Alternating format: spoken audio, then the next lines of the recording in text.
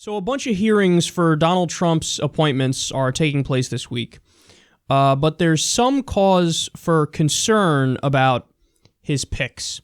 So Huffington Post reports here, 4 of the 9 Trump nominees scheduled for hearings this week still haven't disclosed key financial information to the Office of Government Ethics, which is charged with making sure they don't break federal ethics laws. Of the 4 nominees who had not submitted their ethics paperwork as of Monday afternoon, 2 of them, Commerce Secretary-designate Wilbur Ross and Education Secretary-designate Betsy DeVos, are billionaires who have never worked in government. The Trump nominees' failure to fully comply with the normal procedures for ethics vetting prior to their confirmation hearings is raising alarm bells for the OGE, the Office on Governmental Ethics, and independent ethicists. Federal law requires presidential nominees to divest holdings that may conflict with their official duties. So, this is yet another example of seeing Donald Trump and his team do the exact kind of stuff that was the fear that Hillary Clinton and her team would do if they were elected, which is skirting government ethics laws, trying to, sweep under the rug gigantic conflicts of interest, not disclosing all the information. And that's what's happening with Trump's picks. There's a crazy fact out there about how Donald Trump's cabinet is the richest in U.S. history, and they have more wealth than an ungodly percentage of the population. And with stuff like this, you see what's really happening behind the scenes. I have no doubt that Betsy DeVos, for example, I don't know anything about Wilbur Ross, but for Betsy DeVos, she has invested in various entities that would conflict with her official duties as education secretary. So we know that she's invested in private schools. We know that she, in fact, doesn't even really believe in public education, even though Donald Trump wants her to be education secretary.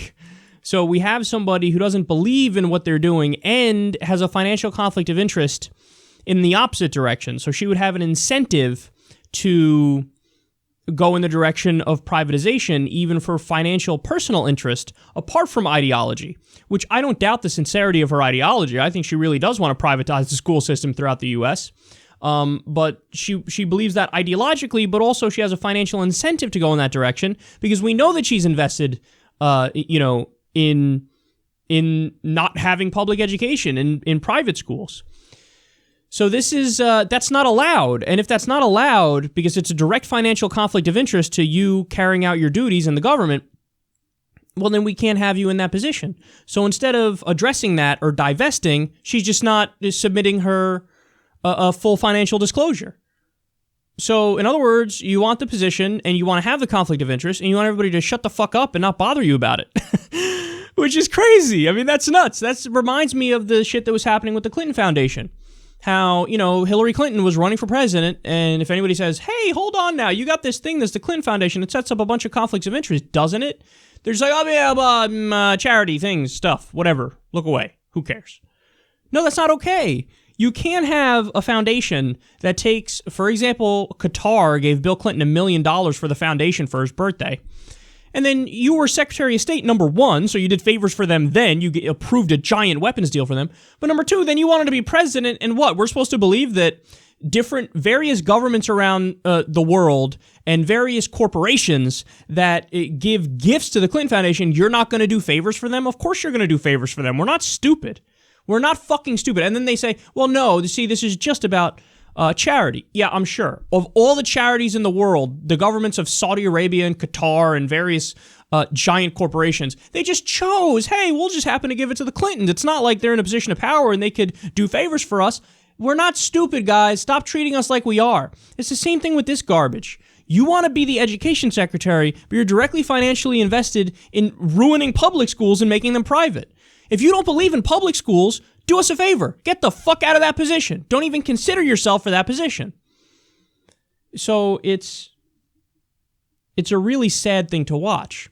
And You have Donald Trump, who, man, what an amazing about face he did. I mean, if you look at that closing argument ad that he made, it's crazy. He talks about how, there's too many lobbyists and, big money interests that are running the country, and we need to make America great again and throw the bums out and drain the swamp and all that stuff.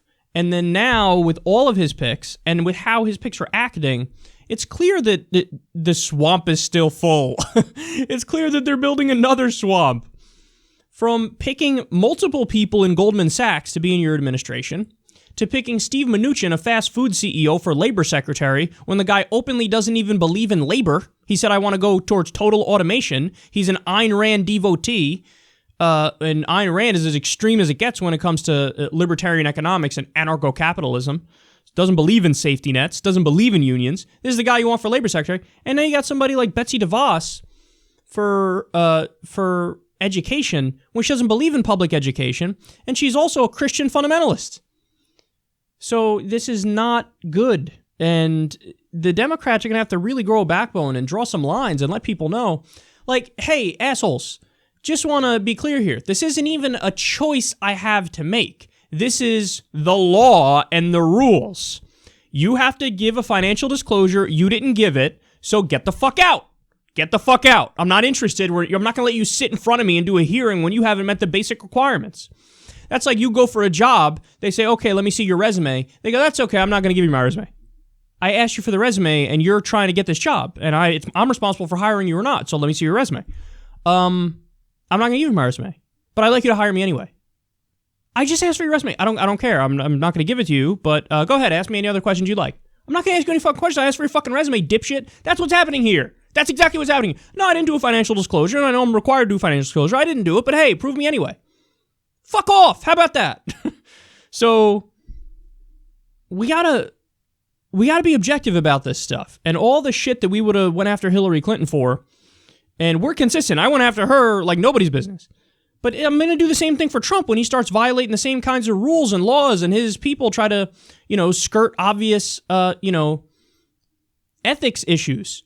So this is disgusting, and no, I wouldn't allow you to get by. And any Democrat who does should be primaried and should be, run out of fucking town for how shitty they are and how they can't even obstruct even the most obvious injustices and horrible picks.